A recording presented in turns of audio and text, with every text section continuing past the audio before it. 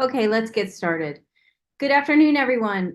My name is Megan Desrosiers, and I am the president and CEO of 100 Miles.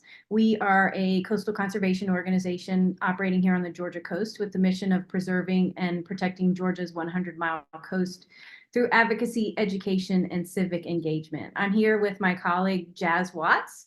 We're sharing a computer today, and we are going to be your moderators. I wanted to just start off by welcoming you, welcome, and to tell you just a little bit about Drawdown Georgia and what our goal is here today. So for those of you who aren't familiar, Drawdown Georgia is a statewide research-based initiative with a vision of scaling Georgia-specific climate solutions in ways that prioritize equity and public health, create jobs, and nurture the natural environment. The goal is to build a diverse and inclusive movement to lift up and celebrate our state's progress on 5 fronts. They are transportation, building and materials, food and agriculture, electricity, and land sinks. I was looking at the Drawdown Georgia website today as I was thinking about how to introduce this panel. And their website says that they bring together researchers from across the state to localize work, highlight climate solutions that make the most sense for Georgia, those with a strong track record that are cost competitive and market ready. Drawdown Georgia has grown into a leaderful movement, including many partners and funders working to advance climate solutions in Georgia. The goal of our session today is to highlight some of the good people and organizations working to improve community resilience across our coast. At 100 Miles, we think about resilience as humans, communities, populations, as their ability to overcome adversity to threats. And so from our perspective here, the panelists and Jazz and I, we don't think you can think about resilience without first thinking about the threats that our communities, populations, and people have to overcome. And some of those include, and one of the threats two of the threats that we think about a lot at 100 Miles that I'm going to talk to you about are, you can see it every day, development. Here on the coast, we are dealing with development that is where we're thinking about land consumption outpacing the rate of our population growth by 7 times. So in other words, we're sprawling. We're building in inefficient patterns and in inappropriate places.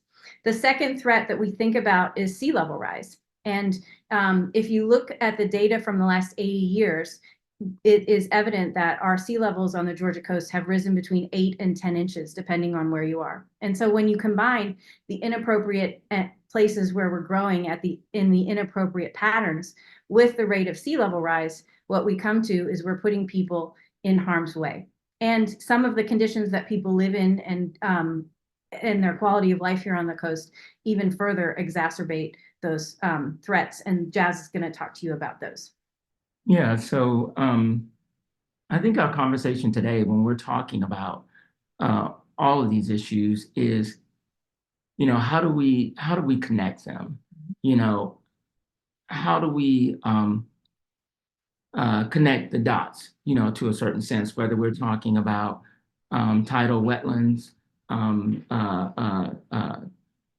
freshwater, or coastal resilience issues, to the communities that are in these spaces. I think when, I think of these issues, I think of them, from a community standpoint in a certain sense. When we look at the fact that, most of these frontline communities that are, directly impacted by climate change and sea level rise are also dealing with systemic inequities in racism and poverty.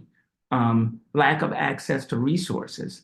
So all of these things. So what the threats that they deal with are exacerbated.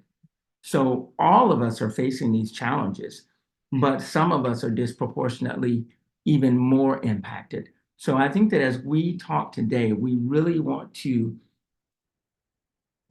all to think about the work that you're doing in the spaces that you're in. And if you think you're doing enough, maybe think about the things that you haven't done, the relationships that you don't have, the spaces and the people that you don't know in organizations that are grassroots or neighborhoods or community organizations or planning assemblies and things of that nature that you're not connected to that are right there on the front line. And so I think that we're going to go ahead and get started, but I would just say as we're having this conversation, just really take the time to think about all of that, and most of all, to think about how it all connects one to the other as we're having the discussion. So.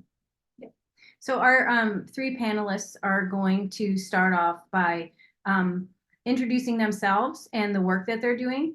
And we have asked them, can you read the three questions that we asked them to answer whenever they prepared their? Yeah, so there are three questions that we kind of said that in this conversation and discussion that we're having that we hope that we'll be able to answer for you and even more. You know, how do you define resilience? What are some of the challenges for these solutions to be successful? And we're talking about past, present, and future. And how did the uniqueness of your situation and your work lead to that success, or even lead to the ongoing challenges that you're facing today?